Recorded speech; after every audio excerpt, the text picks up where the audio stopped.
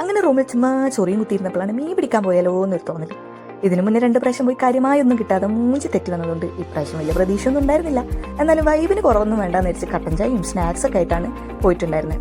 ഇപ്രാവശ്യം നമ്മൾ എത്തിയ ഏരിയ നല്ല കാം ആൻഡ് ക്വയറ്റ് ആയിട്ടുള്ള ഒരു ഏരിയ ആയിരുന്നു. അധികം ആളുകളും ബഹളങ്ങളും ഒന്നും ഇല്ലാതെ ഫാമിലി ആയിട്ട് നന്നായി എൻജോയ് ചെയ്യാൻ പറ്റിയൊരു ഏരിയ. അങ്ങനെ ആദ്യത്തെ മീനെ കിട്ടി ഫ്ലാറ്റ് ചെറ്റ്. ഇതും ഇതിന്റെ ചെറുതും പിന്നെ ഒരു ഷേരീനും കൂടെ കിട്ടിയിട്ടുണ്ടായിരുന്നു.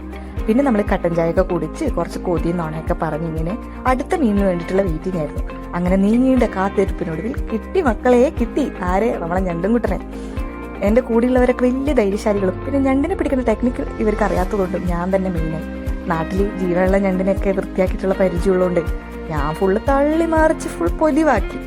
അങ്ങനെ ഞണ്ടിനെ പിടിച്ച് സഞ്ചിയിലുമാക്കി. എന്റെ തള്ളു കേട്ടിട്ടാണോ എന്നറിയില്ല, ഞണ്ട് നല്ല സഹകരണമായിരുന്നു. അങ്ങനെ ഇതോടുകൂടി മീൻപിടുത്തം അവസാനിപ്പിച്ച് എല്ലാവരും കൂടി ഒരുമിച്ച് ഭക്ഷണമൊക്കെ കഴിച്ച് ഈ വീക്കെൻഡ് അടിച്ചു പൊളിച്ചു.